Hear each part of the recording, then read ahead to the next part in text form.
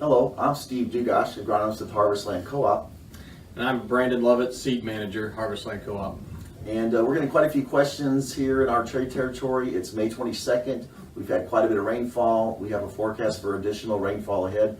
So we're having a lot of questions now of what kind of adjustments do we need to make to corn as far as plantings, maturities, things like that. And also some questions regarding soybeans. So we wanted to visit with you a few minutes and kind of talk about that. So what are kind of your guidelines for adjustments in corn hybrids at this point in time? Yeah, today, looking at the forecast, if we were able to get in the field here a week from now, I would continue to move forward with Plan A, which was the plan we made through the winter months with you. I think it's still appropriate here through the end of the month to plant a 114-day product or less.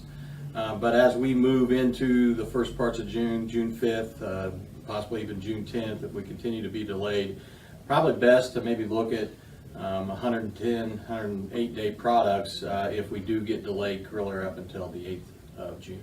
But again, those are decisions that are made once we're into June. One of the interesting things physiologically is corn tends to grow quicker, growing degree days accumulate faster once the season warms up. That the basic calculations that we do don't seem to be quite what they were early in the season. So corn itself actually grows faster when the temperatures warm up and the accumulations. So again, we kind of play that fact as well. Yep. And not really worry too much about if the corn is going to make the maturity or not. Yep. And we've provided our Yield Pro specialists with a couple of different methods that they can work with you on locally and help you make some of the decisions if you're kind of wondering about that. So let's move to soybeans. We're getting a few questions on soybeans.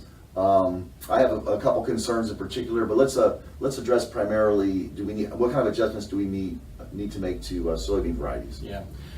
Decisions were made again over the winter months on what varieties we were going to plant.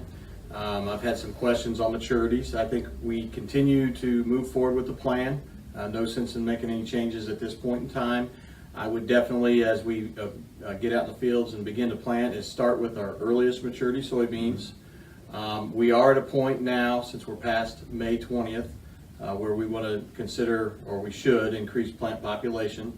And I would recommend right now 5,000 to 10,000 plants per acre, higher than what your initial plan was through the winter months. That's actually a critical concept, especially this year.